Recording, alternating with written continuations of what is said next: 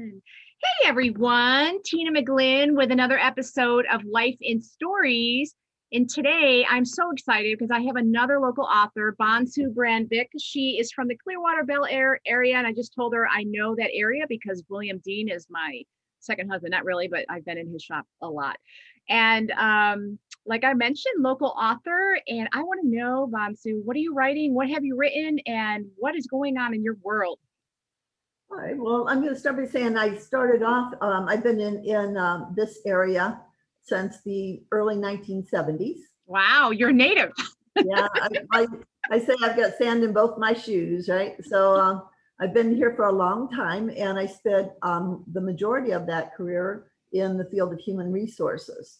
Okay. And but I'd always enjoyed writing, and I'd always written little things, stories, and pretty much as long as I can remember.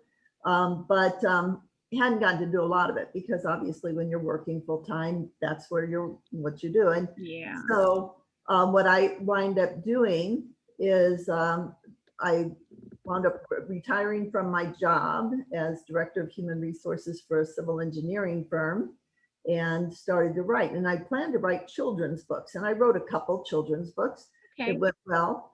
But we were living at that time in an area close to a very historic and prominent hotel that had been built in 1897 called the Belleview Biltmore. Yes, I know it well. And so I had gone there for some weddings and everything, and we just absolutely loved it. Plus, it was attached to a golf course. So when we decided to build a home, it was a natural connection for me with the historic hotel and my husband with the golf course.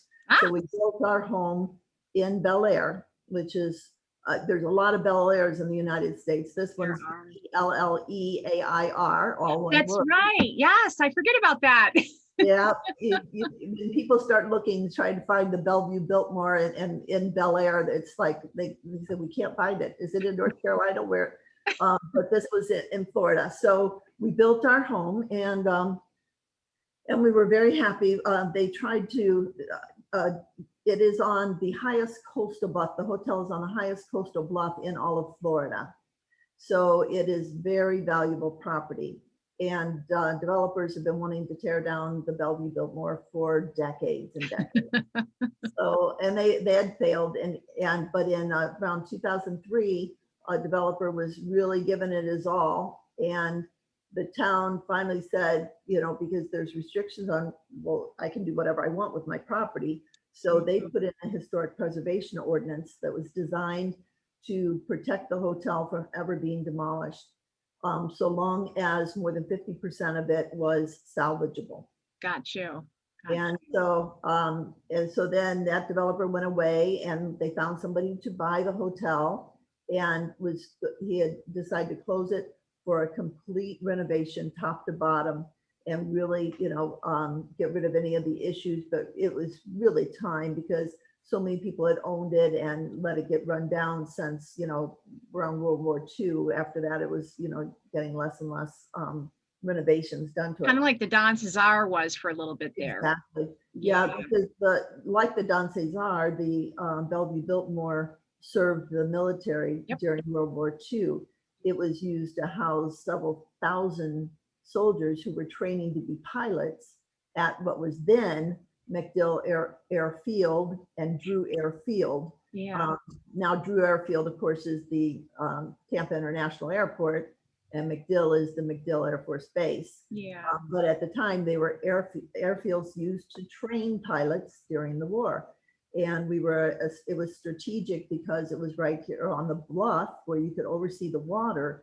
And people at that time were very worried about submarines getting in close to the coast. And it was very easy to handle two things. You could bivouac all the soldiers in the hotels in downtown Clearwater and the surrounding areas like Bel Air. And at the same time, they could protect the water. They could also get their training over at the airfields. So it was a win-win. Now I have to ask, I'm assuming, do a lot of your books are, what's the word, set in the hotel? Well, right now I'm writing a 4-part series. Oh, okay. And the series is called Spirits of the Bellevue Biltmore. Now I have to ask, you don't need permission to use that. No, Did they make you that good? Yeah. it's a public name, so, and Yeah, everything about it. And now actually it doesn't really exist anymore. So that's right. it has no real owning, because what happened is that even though we had beat that, when they closed it for the renovation, they stripped out all the carpets, ripped down all the wallpaper, sold all the furnishings, Uh, really prepared it for the overall renovation. And then the project got delayed for a little while with some pesky little lawsuits that they eventually won. But by the time they won them and were ready to kick in the renovation again, we had hit the financial crisis of 2008, and the investors pulled out of the project. And so the owners at that time then were left high and dry. They didn't have the funds and couldn't acquire the funds necessary for the renovation. And the hotel had been, hold on just a second, I just realized I have something open that's gonna beep, and I'm not gonna let that happen. So so would you say that you could consider your books like like historic preservation of the hotel it does, absolutely. I'll tell you the principle of each of my book, and I'll show you the first one in the series here yeah, is yeah. Pearls. And Oh, if you can see on the cover, I don't know if I'm getting yeah, too yeah. Look at that. a woman in the present and one in the past. That's awesome. So what happens is in each of my books is somebody will check into the hotel. Okay. Oh, They've I got love that. big problems. They've got big problems going on in their life. Okay. And when those problems will resonate with spirits that stay at the hotel. Ooh. And so when the woman goes to sleep, the spirits take her back in time and she relives some of their memories. And by doing so, she learns lessons from the past that transcend time and help her fix and improve her life in the present. Oh, I love that, BonSue. I really do. That resonates with me. That does. And we're going on an RV trip, and I usually read because we usually go far away. So I'm really excited because that is right up my alley as a reader. But what happens then in each book, this is called what we call a standalone series. Okay. So the principle of the series, the only characters that stay in each book is the hotel itself Okay. and one spirit who is Margaret Plant, who was the wife of Henry's wife. Yep, she was his wife when the hotel was built, and Awesome. she was a very forward-thinking woman. So Awesome. in Pearls, we go back and the spirits are from the time when the hotel was first opening. And it actually starts at the Tampa Hotel Oh, okay. in Tampa. Okay. And then they moved to the grand opening of the hotel. So that's what's happening in the past of this one. Then when you get to the second book in the series, which is Ripples, here, I have to flip this upside down. Yeah. So you can see it in the water. Oh, very Okay. cool. I have a really cool cover. Yes. But I love whoever your illustrator is. They're doing a fantastic job. yeah, she's a wonderful illustrator. So, but in this one, Liliana here goes and checks into the hotel because her grandmother is dying at Morton Plant Hospital. Oh. And those problems resonate with a spirit from the Roaring Twenties. Wow. Very cool. Yeah, and so then the history, obviously, all the memories take place in the Prohibition era when the railroad tracks were being used to smuggle illegal alcohol, and there was shame on Henry Plant. Yeah, there was a not so secret speakeasy inside, and all that kind of stuff. And then when you get to the third book in the series, the one which is Redemption, okay, they're the soldiers. Yeah. World War. Which war was that depicted? When the soldiers were there, and if you see the flying through the air, those were the that were flying. We were actually the only place in the world that was training people to fly the B-26 bomber, which was called the Flying Coffin. And there was a thing right there where it says, one a day into Tampa Bay. Oh, I like that. You know what? I should know that because I went through, my husband and I visited the Tampa Historical museum. We just love history, so that's Now they just have real short wings, okay. and so that made them very hard to learn to fly and land. Once Okay, you're in the air, they were known for being, I mean, they could take all kinds of flak and not, they were a great bomber. got you. So kind of in Okay. out. In and out was a really tricky proposition because Yeah. if you went at any angle or you didn't go the right speed, the engines would conk out and there you went. And Yeah. the one a day in Tampa Bay comes from a time when they actually there were more than 30 days in a row where they lost a plane into the bay. Some of Ugh, them never to recover, but most of them they would tow back out and wow. put them. Wow. Yeah, that's stuff I did not know. So thank you for sharing that. I'm sure a lot of our listeners that are, live in the Tampa or St. Peter, Clearwater area may not even know that, so thank you. So when that book, this one, with Redemption, the woman in the present Okay. is a con artist, and she is there to help with a art theft in the Bellevue Biltmore. Okay. So each time they've got lessons that they have to learn in the present to make their life better. And Wow. so the spirits all conspire. And So what are your spirits doing these days? well, in the fourth book, which is what I'm currently writing, will be called Nails. Okay. And in that book, the present story deals with the building of the original structure. Back Okay. when they pulled those hundreds of men into the jungle of Florida at Yeah. that time to clear it out and build this hotel. And I couldn't have anybody to check in because in 2015 they demolished, like I said, the majority of the structure. So I have a woman who this book Nails takes place in 2015 when the demolition was just starting. And one of the people working on the cruise is a homeless woman, and she is living in the basement of the hotel without anybody knowing while it's being demolished around her. Wow. So, and because the hotel was made of such valuable wood, it's made out of the heart of the southern loblolly pine tree, which Okay. is the most valuable petrified woods that exists. They were selling some of the big beams for $100 a linear foot. Wow. So because the deconstruction is taking place like that, she's safe to live in the basement without fear of being, killed. Yeah. Yeah, that and probably not hurt. It's probably very conceivably soundproof. Yeah, and she'll be out of there before before the demolition gets to the point that it's getting now. And Wow. then I always wrap the story up for each characters I have a long epilogue that will kind of tell their story because you'll never see these characters again. So I like to end the story by saying, kind of give them a happy ever after or, move on down the line and show what they've learned from the spirits. Oh, and by the way, it's spirits of Bellevue Biltmore, not ghosts. There's an important distinction. I like most authors with writing fantasy have to create our own world, which is one of the best things about being a fiction writer is that you Yeah. get to play God. Anybody who dies, it's on me. Any things that, any rules about the world, that's on me, but in my world, ghosts and spirits are not the same thing. Okay. A Yeah. spirit sees the lighted path, they start to travel it, and for whatever reason they decide to stay. And the spirit realm exists between the lighted path and the land of the living. Okay. So they can stay there for short periods of time. They can stay there for a long time, however long they want. And you'll find spirits in the book have done both of those things. Okay. And then while they're there, they can go anywhere that they went while they were alive. Oh, okay. I like that rule.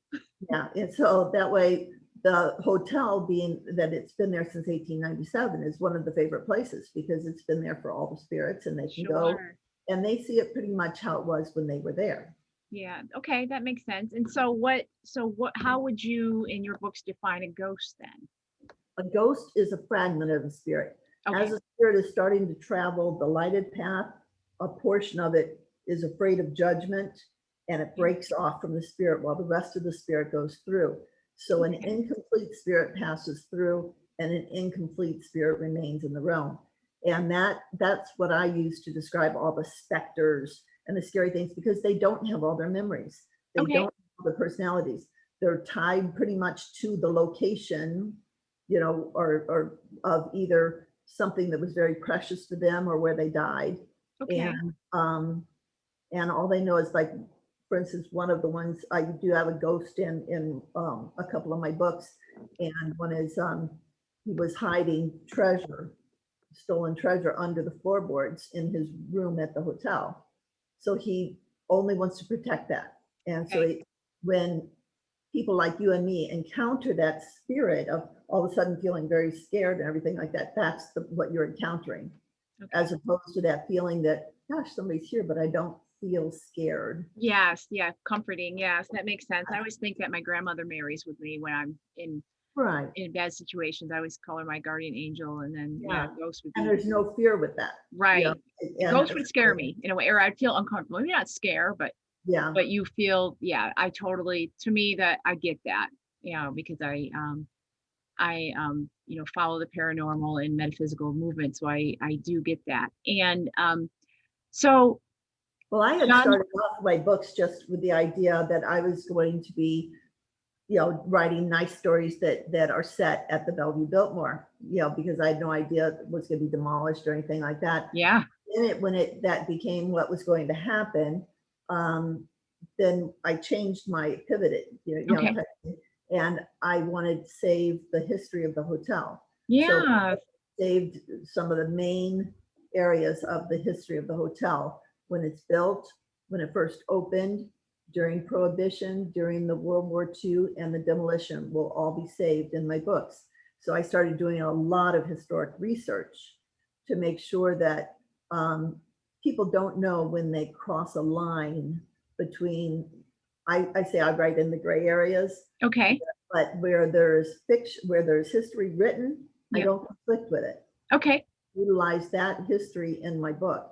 But where there's a gray area where things are not written down, that's my playground. okay. So Yeah, I like that, you know. So and also there's value to that, you know, for people who want to preserve, you know, the right, historical areas because you know Clearwater's changing, the dynamics, you know, Bel Air, obviously. I mean, every little town in Florida has to change. That's just yeah, so it unfortunate. is, yeah, Yeah, with growth and with new people, new ideas, new, you know, new architecture, whatever it is. And I okay, personally love, you know, historical buildings. I love the, you know, late 1800s, early 1900s. I'm just in love with yes, any of that architecture. I lived in New York for a little bit of time, a large farmhouse, in a way. Well, I was actually, I shouldn't describe it as a farmhouse because it was more opulent, but from 1896. And I just loved living there, very historical part of Fayetteville, New York, and grew up part of my life in a historical part in Syracuse, New York. And I just love that kind of architecture. And so when I think about that hotel, that's what reminded me of it.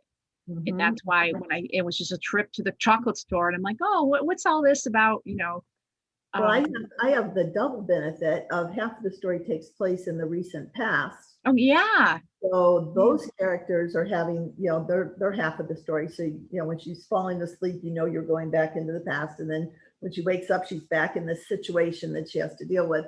And so in the present, I make sure all my characters go to local restaurants, Oh, very cool. different things, and they have experiences, like they go down to Clearwater Beach and they experience that white sugar sand and all that kind of stuff. And so I have fun with some of my fans will write and tell me that they've been to these places and they just love the idea that they're in there. I had one steak restaurant that I had included, and after the book, what happened, it was going to be a different restaurant, and then that restaurant closed, and so I'm like, okay, they're going someplace else. So, and it was just, I mean, we were in the editing phase and Oh, everything. So I said, okay, I'm throwing in this other restaurant, and, you know, and went in there real quick to just see what it looked like. And, you know, I asked some people, what's the best place for steak now that you can eat in Bel Air or Bel Air Bluffs, you know, right here. yeah. And so they told me. And so I put that other place in there in the book.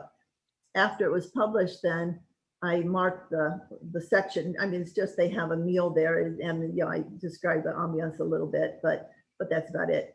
But I took the book in and showed I said, is the owner here? And they said, the owner is the chef here. Ah, The chef came out then to talk to me, and I said, I just wanted to show you that I put you in the book and I autographed this for you, and I just thought you might like to have it. And he oh, starts dancing around the lobby, and he was so excited.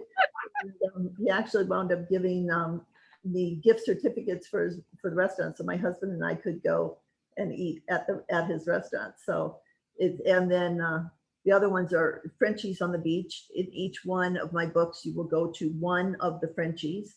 of And course. Frenchie used to play on a tennis league with my husband, and so we know him personally, and so he throws all my books into his little shops and sells. Oh, I love that community, community. And I do. So that's the fun aspect of being here. But I always say that, whatever you read in my books, you're not going to say, oh, it would never happen like that, because I make sure that I like to say that if I use a mayor's name in 1920, it's going to be right. Yeah. It's going to be the mayor's name. And, so it's fun there. But I'll give you an example of what I mean by, the history is there are before we had the internet, remember, you were really responsible for saying for making up your own history. Nobody could fact check you. Yeah. Like that. So it wasn't unusual for somebody to have two personas, depending on, who they paid and, to write it, how much money they had and all that kind of stuff. So Margaret Plant, everybody knows she was the second wife of Henry Plant. Yeah. Married her 10 years after his own wife died of tuberculosis. And there's no doubt about that. But when it says, okay, well, exactly who was Margaret Plant before she married Henry, then you're going to find in some books, it says she was a housekeeper in the home of Henry's former in-laws. And she was actually helping raise Morton, who was only 2 years younger than she was. Oh, okay. She was a housekeeper there, and that's where Henry met her. Interesting. Right. Then you flipped into another book that was written by a dentist, and they were very learned people, because the dentist, doctor, all that. Well, yes, they would also write books back then. So a dentist wrote a book about Margaret, saying that she was an heiress in Belleview, Ireland. Her parents were royalty, and that all this kind of stuff. And I was like, that sounds like ballyhoo to me. So I was at a crossroads, though, because if you go to the Tampa Museum, they will tell you she's an heiress from Ireland, or all this kind of stuff. Huh. If you talk to the people who were like portraying Henry, they're like, no, she was young enough to be his daughter easily, and he met her. She was a servant, and she was a more or less gold digger kind of person. Yeah. But what we do know when we get back into facts again is she was very forward thinking. She was very involved with the Bellevue Biltmore and the Tampa Hotel, and decorating them, all that. She took trips to the Orient and brought back all the exquisite treasures and all that kind of stuff. And they said, she was a fisherwoman. She loved playing golf. She was involved with all of this stuff. So, oh, wow. All of that, I was like, okay, my Margaret has to blend those two together. Okay. In my books, which I also say, I stress, are works of fiction, but in my books, Margaret was a cleaning woman, but not in the traditional sense. She and her mother had been, their uncle had been royalty and had blown all their money, leaving her and her mother destitute. But she had all the friends in all the high circles. So the men would stop by, and after, her husband had died, and they would take care of all that. Well, we have it to where what happened in my stories is the men came by, and their mother was a good listener. And so they would tell her problems. And then one came by, and he had been in a fight, and he asked if she could make it look like he had fallen off the horse, and she helped him fix him up, cleaned his clothes, sent him home to his wife to save his reputation. Then one had a son who had a baby that needed to go away. And so she arranged to relocate that mother and, all this. So they became that kind of cleaning woman. They kept cleaning your reputation. And so, Wow. and then because Margaret was able to talk to all of them, that's how she met Henry, was he had come about something or another, liquor that offended his wife's sensibilities or something while she was a child. And then, so it progresses. So I mixed the two stories together. And then Margaret grows up to be a very savvy person in knowing both circles of people, the ones in trouble and the ones who aren't. So she also knows all their dark secrets, but she also knows how to use their finances and stuff. Wow. Okay. So we're gonna have to end this. I don't want to end this podcast, but I have to. We're gonna have to talk to you again as soon as your new book is out. Right. That would be Okay. delightful. Yeah. Yeah. So for all of my listeners, please go over to my YouTube channel. That's where all of BonSue's links are to get all of her books. And we're going to talk to her again when her new book is out. And thank you so much, BonSue, for talking with me today.